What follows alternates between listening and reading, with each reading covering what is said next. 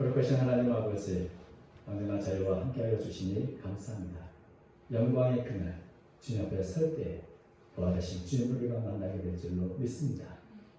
우리를 위해 십자가에 달리셨던 그 못자국을 우리가 눈으로 보게 될 줄로 믿습니다. 주님, 영광의 그날을 소망하며 우리에게 주어진 삶을 하루하루 충실히 살아가는 저희가 되도록 인도하여 주옵소서. 우리가 말씀의 거울 앞에 섰습니다. 말씀이 주시는 그 뜻과 의미를 깨닫게 해주시고 그 말씀을 우리 삶에 적용하며 살아가는 저희가 되도록 인도해 주옵소서. 신이 부족한 중에 주의 말씀을 들고 섰으니 긍휼히 여기사 사용하여 주옵소서. 예수님 이름으로 기도하옵나이다. 아멘. 제가 중국에서 우리 아이들을 키울 때 아이들이 궁금해할 만한 문제예요. 그것을 아주 친절하게 알려주는 어린이용 백과사전이 있었습니다. 그 백과사전의 책 제목이 시왕고 왜什么 10만개의 왜이죠. 왜? 아이들이 왜 그래요? 왜 그래요? 라고 물어보는 그 10만 개쯤 되는 문제들을 잘 추려서 아주 자세하게 해설한 그런 책입니다. 또 한국에서 아마 10만 개 왜 그러지? 왜 그럴까요? 뭐 이런 제목의 책이 있는 것 같은데 저는 이 책을 보면서 참 성경도 성경을 읽다 보면은 이거 왜 그러지? 라고 묻고 싶은 것이 참 많은데 좀 자세하게 설명하는 10만 개 왜 그럴까? 이런 것을 좀 책을 읽으면 좋지 않을까 하는 생각도 듭니다. 저도 성경을 읽다 보면 이거 왜 그러지? 라고 궁금해하는 게 10만 개쯤 됩니다. 그 중에 하나는 모세는 왜 가나안 땅에 들어가지 못했을까 하는 겁니다. 모세가 어떤 사람입니까?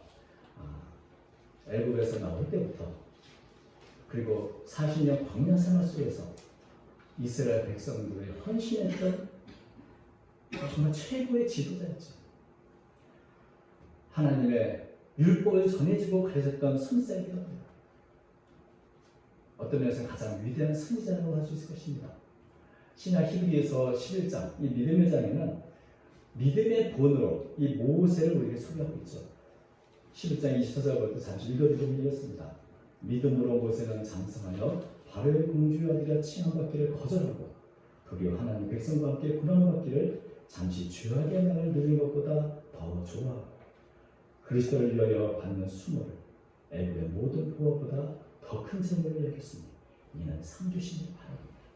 그러니까 이 구절만 봐도 믿음이면 믿음, 순종이면 순종, 헌신이면 헌신, 그 모든 것이 우리에게 참 본이 되는 모습을 보여주고 또 무엇보다 성품, 모세의 성품이 얼마나 오묘합니까? 오죽하면 민수기 12장 3절 보면 이 사람 모세는 온유함이 지면의 모든 사람보다 더하다.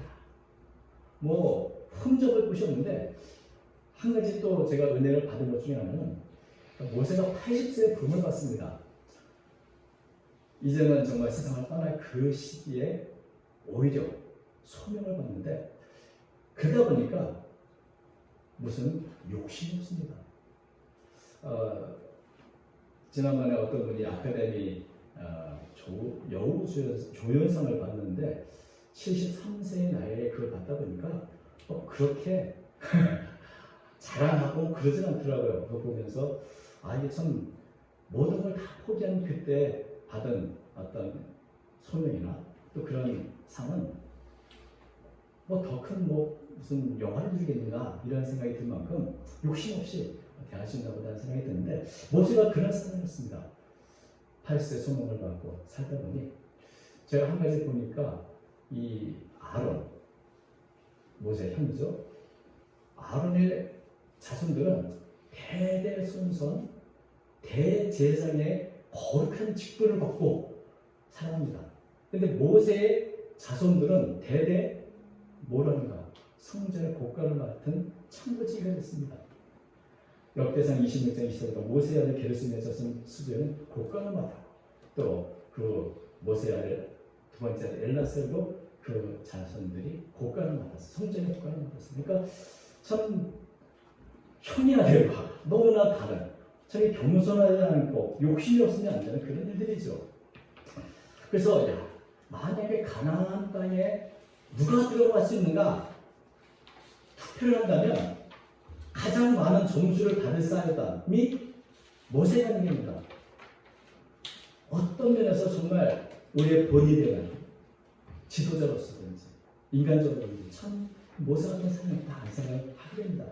모세 자신도 가나안 땅에 들어갈 참 소망했습니다. 신명기 3장 23절에서 25절 보면 하나님께 아주 간절히 기도하죠. 구원만 나를 건너가게 하사 요단 접해 있는 아름다운 땅, 아름다운 산과 레바논을 보게 하옵소서.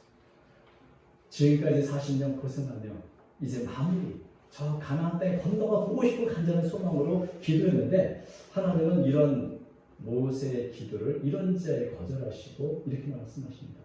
내게 이르시기를 그만해도 족하니 이리로 다시 내게 바라지 말라. 들어가지 못해. 그리고 앞으로 그것을 또 구하지도 마. 이런 언약을 받죠. 참 섭섭하고 서운한 일이 아니었는데 그래서 결국 오늘 본문에 보는 것처럼 모세는 느보산에 올라가서 앞으로 이스라엘 백성들이 기업원 일을 그 아름다운 땅을 바라보기만 하고 결국 그 느보산에서 죽음을 맞이하게 된 것이죠. 가나안 땅으로 그 백성들을 얼마나 인도하고 싶었겠습니까? 하나님은 그것을 허락하지 않았습니다. 그런데 왜 하나님이 이렇게 하셨을까? 모세는 저 가나안 땅을 바라보기만 하고 왜 그 백성들을 가나안 땅으로 인도하지 못했을까? 그 이유를 오늘 보면 이렇게 말씀하고 있습니다. 51절이죠. 이는 너희가 신광야 가데스의 무리바 물가에서 이스라엘 자손 중 내게 범죄하여 내 거룩함을 이스라엘 자손 중에서 나타내지 않는 거야. 그러니까 이 모든 문제 왜 못 돌아가는가? 큰 범죄 때문이다. 무리바 물가에서 했던 범죄. 도대체 얼마나 큰 범죄이기에 이런 처벌을 받은 것일까요? 제가 이 무리바 물가의 범죄 사건은 민수기 20장에 있는 사건인데 한 2번 정도 말씀을 전했더라고요. 근데 오늘은 초점을 좀 바꿔서 모세 중심으로 좀 살펴보려고 합니다. 이스라엘 백성들이 신광야 이 가데스의 이 무리바 지역에 왔을 때 물이 없어가지고 모세와 아론을 원망했습니다. 뭐 이런 모습은 광야 생활에 늘서 있는 일이죠. 뭐 낯설지가 않습니다. 또 하는 말도 비슷합니다. 늘 그렇죠. 왜 우리를 이곳에 인도해가지고 우리를 다 죽게 하느냐? 여기는 뭐 먹을 것도 없고 파종할 것도 없고 뭐 포도도 없고 송이도 없고 물도 없다. 뭐 이러면서 이제 계속해서 불평하고 원망하고 그렇습니다. 뭐 우리가 성경을 보다 보면 이 광야 생활에서 문제만 생기면 모세와 아론을 쫓아와가지고 징징거리는 거, 원망하는 거, 불평하는 거 한두 번 있는 일이 아닙니다. 그러면 모세와 아론은 하나님께 나아가서 어떡합니까? 기도하면 하나님께서 그 문제를 해결해 주시면 이런 일들이 잘 있었습니다. 이번에도 모세와 아론이 하나님께 기도했더니 하나님께서는 해결 방안을 말씀해 주셨습니다. 민수기 20장 8절 지팡이를 가지고 네 형 아론과 함께 회중을 모으고 그들의 목전에서 내려 반석에 명령하여 물을 내라. 네가 그 반석에 물을 내게 하여 회중과 그들의 짐승에게 마시게 하십니다. 또 하나님은 언제나 해결 방안이 있죠. 반석 백성들을 모으고 반석에 명령해서 그냥 명령하면 물이 나오시다. 그러면 백성들뿐 아니라 그 짐승들도 충분히 다 마시게 된다. 이렇게 말씀하셨습니다. 그런데 이런 말씀을 전해드린 모세가 백성들을 모읍니다. 그런데 예사롭지 않은 반응을 보여주죠. 이게 이제 20장 10절인데요. 민수기 20장 10절 모세와 아론이 회중을 그 반석 앞에 모으고 모세가 그들에게 이르되 반역한 너희여 들으라. 우리가 너희를 위하여 이 반석에서 물을 내랴 하고 모세가 그의 손을 들어 그의 지팡이로 반석을 2번 치니 물이 많이 솟아나므로 회중과 그들의 짐승이 마십니다. 이 지금까지 얼마나 많이 모세가 참았습니까? 그런데 이번에는 말하는 것이나 행동이 굉장히 예사롭지 않은 표현들을 씁니다. 우리가 평소에 하던 그런 모세가 아닌 거죠. 모세의 말투, 모세의 행동, 그 안에는 분노가 가득 차 있다는 것을 우리가 볼 수 있습니다. 이스라엘 백성들을 향해서 반역자들 뭐 이러면서 얘기하죠. 또 너를 우리가 물을 내려 이렇게 말하는데 이 말이 듣기에 따라서 두 가지 정도로 해석될 수 있는 말입니다. 이 반어법으로 말한다면 우리가 왜 너희를 위해서 이 물을 내야 되느냐라고 하는 말이 될 수도 있고, 또 한편으로는 그래 우리가 이 반석에서 물을 내라고 그렇게 해야 돼? 라고 하는 어떤 반석에서 우리가 물을 낼 수 있다 생각하느냐? 라고 하는 어떤 뭡니까? 이 반대의 어떤 대답을, 부정적인 대답을 원하는 듯한 그런 의미의 말인 것이죠. 아무튼 이 모세의 말은 분노에 가득 찬 말이고 굉장히 겸손한 말이었습니다. 그래서 여기 문제가 뭐냐고 할 때 시편 106편은 아주 정확하게 지적합니다. 시편 106편 32절 3절 그들이 또 무리와 물에서 여호와를 노하시게 하였으므로 그들 때문에 재난이 모세에게 일어나니 이는 그들이 그의 뜻을 거역함으로 말미암아 모세가 그의 입술로 망명되이 말하였습니다. 그러니까 모세의 말이 망명되다, 경솔했다, 잘못 말했다는 것이죠.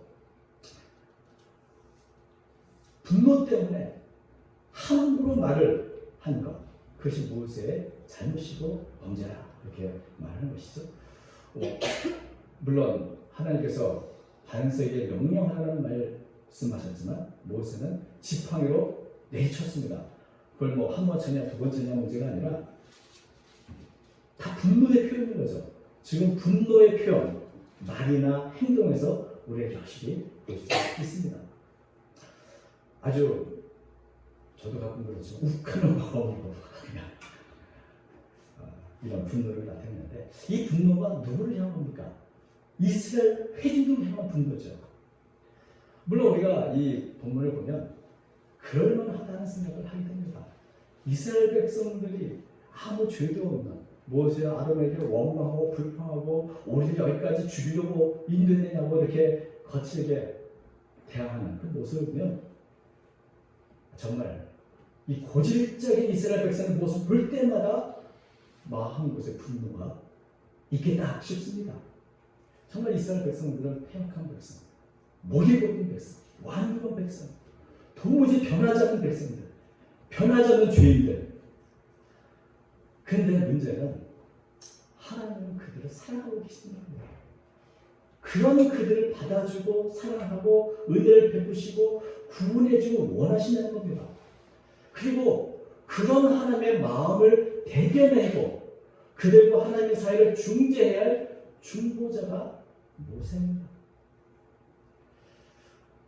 지금 모세는 큰 분노를 가지고 있는데 이게 하나님의 마음을 대변한 것일까요? 하나님은 그들에게 분노하셨을까요? 오늘 본문을 보면, 본문이 아니죠. 민수기 20장을 보면 하나님은 그들이 원망하고 불평할 때 야, 이들을 심판해야겠다고 말씀하신 것이 아니라 반석에 물을 내서 그들의 피를 치워주라고 말씀하셨습니다.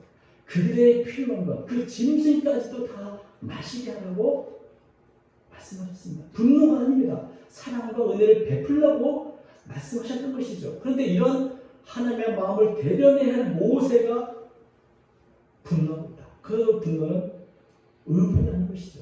하나님의 분노가 아니라 자기 자신 위한 분노였습니다.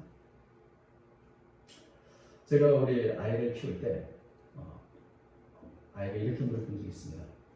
아빠 잠깐만요. 어른도 화가 나고 아이도 화가 났어요. 그러면 누가 참아야 됩니까? 자기 감정을 조절할 줄 아는 어른이 참아야죠.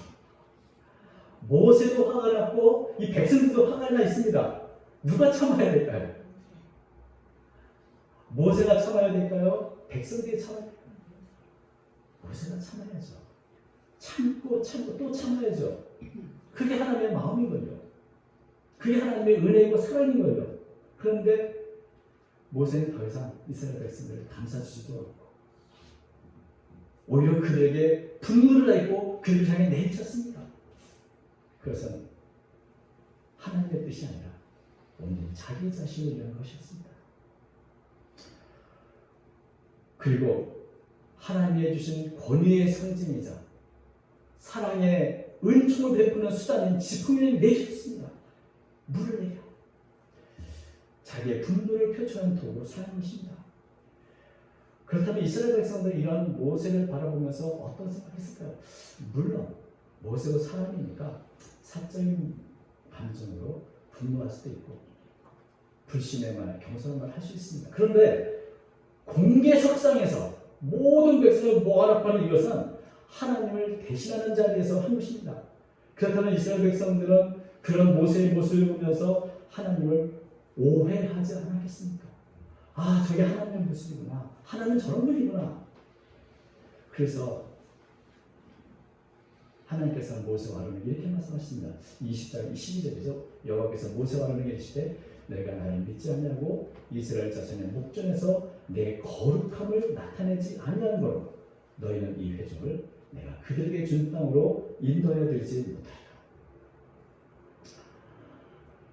이스라엘 백성들이 거역하고 있지만 그래서 모세는 그들을 향해 분노하고 있지만 하나님은 누구에게 분노를 내리십니까? 이스라엘 백성이 아니라 이스라엘 백성에게 분노하는 모세에게 분노하셨고 너는 가나안 땅으로 더 이상 들어가게 인도할 수 없다. 그 직분을 거둬하셨습니다. 우리가 모세를 볼 때 참 온유한 모세 오죽하면 자겠는가 하지만 그 자신의 직분은 어디까지나 중부자였습니다. 여전히 이스라엘 백성들 편에 서서 그들을 감싸 안고 기도하고 그 하나님과의 막힌 틈을 메꿔줘야 하고 그들의 모든 불평을 들어줘야 하는 그런 중보자였는데 그 역할을 하지 못하고 스스로 심판자가 된 것이죠. 더 이상 그 직분을 맡을 수가 없는 겁니다. 그러므로 가나안 땅 들어가는 그 역할은 또 다른 사람 여호수아가 맡게 되는 것이죠. 만약에 모세가 하나님의 말씀대로 철저하게 순종했다면 분노를 참고 반석을 하며 명령해서 물을 내렸다면 이런 모습 속에서 이스라엘 백성들은 하나님이 어떤 분인가를 깊이 깨달을 것입니다. 우리는 원망하고 불평해서 여전히 하나님을 참으시고 은혜를 공급해 주시는 분입니다.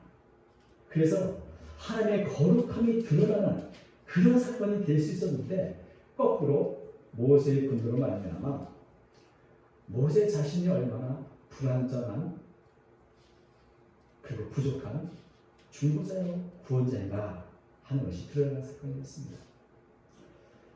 그래서 모세가 단순히 가나안 땅에 왜 들어가지 못하는가 하는 문제 아니라 왜 모세는 이스라엘 백성의 가나안으로 들어가는 그 직분을 맡지 못했는가? 왜 그를 이스라엘 백성들을 가나안 땅에 인도하지 못했는가? 여기에 초점인 것이죠. 한마디로 그들 모두는 불완전한 구원자였다. 이것이 여실히 드러나는 사건이었습니다. 하나님의 은혜를 온전히 드러내지 못한 불완전한 중보자 모세는 그 직분을 이제 여호수아에게 위임하게 되죠. 직분을 실패했으니 그 직분을 받게 되는 겁니다. 그래서 우리가 이런 모세의 모습을 보면 그래도 왜 그게 무슨 큰 문제가 이런 생각이 드는데 이것은 제2의 모세이시고 영적인 출애굽을 이루셨던 예수님과 이렇게 비교해 보면 모세가 잘못했구나 하는 것을 더 확실히 알게 됩니다. 구원을 이루는 구원자는 중보자는 주인을 사랑하되 끝까지 완전 무결하게 사랑해야 합니다. 주인을 참되 끝까지 참아야 합니다. 그리고 하나님께 순종하되 끝까지 죽기까지 순종해야 합니다. 근데 모세는 그러지 하지 못했습니다. 순종했으나 불완전한 순종이었고 참기는 참았으나 끝까지 참지를 못했습니다. 마지막 순간에 울컥하고 자기 자신의 생각, 자기 자신의 의지가 드러나서 하나님의 역사를 이루지 못하게 된 것이죠. 모세가 침묵 속에서 묵묵히 그 일을 했다면 얼마나 좋았을까 싶지만 그렇게 할 수 있는 사람은 아무도 없습니다. 그런데 예수님은 바로 그렇게 하셨습니다. 하나님의 뜻에 순종하되 죽기까지 침묵으로 순종하셨습니다. 이 말씀을 보면 누가복음에 보면 이런 예수님의 모습을 우리가 잘 알 수 있는 것. 22장 51절 예수님 앞으로 가룟 유다가 배신의 입맞춤을 하기 위해서 오죠. 그러니까 참 있을 수 없는 사건들이 계속 일어납니다. 그리고 칼과 뭉치로 예수님을 잡으려고 막 들어옵니다. 그를 보고 베드로는 분노합니다. 어떻게 이런가? 그래서 칼을 떼서 아는 것처럼 대제사장 마이클 귀를 자르기도 합니다. 근데 예수님 뭐라고 말씀하시죠? 이것까지 참으라. 이것까지 참으라. 참을 수 없는 그 순간에 예수님은 이것까지 참으라. 만약에 예수님께서 모세처럼 분노를 나타냈으면 과연 우리의 구원을 이루실 수 있었습니까? 가룟 유다를 향해서 칼과 몽치로 잡혔다고 하는 그들을 향해서 십자가에 달렸을 때 조롱하는 군중을 향해서 모세처럼 울컥하고 분노를 나타내셨다면 우리의 구원을 이루실 수 있었겠는가? 예수님은 참을 수 없는 자리에서 이것까지 참으라 말씀하셨고 모욕의 길, 조롱의 길, 고난의 길, 그 십자가의 길을 한마디 불평과 원망도 없이 침묵하시고 그 길을 거셨습니다. 조롱하고 헐뜯는 무리들 앞에서 마치 털갈명자 앞에 잔잔한 양처럼 참으셨습니다. 모든 죄를 참으셨고 모든 죄를 품에 안고 키우셨습니다. 십자가에 달려 죽으시면서까지 자신을 죽이고 조롱하는 이들 그들을 향해 키우셨습니다. 누가복음 23장 30절. 이에 예수께서 이르시되 아버지 저들을 사하여 주옵소서. 자기들이 하는 것을 알지 못하니이다. 마지막 순간까지 죄를 품에 안고 중보기도해 주셨습니다. 그야말로 완전하고 완벽한 중보자의 모습을 예수님은 보여주셨습니다.